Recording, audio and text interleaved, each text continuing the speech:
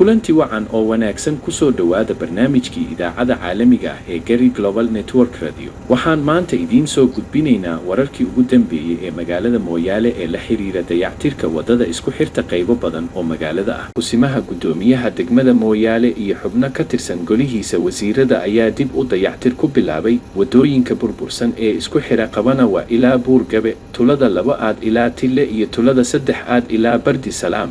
ma garanayno sababta ay maamulka magaalada iyo degmaduba u dayaceen wadooyinkii aan kor ku soo xusnay muddo dheer. haddaba fadlan naftiina daawo muuqaalkan soo socda oo muujinaya wadooyinka burbursan, indha sarcaadsi ka muuqda wixii jidad ahaan jiray oo noqday meelaha qashinka xaafadaha.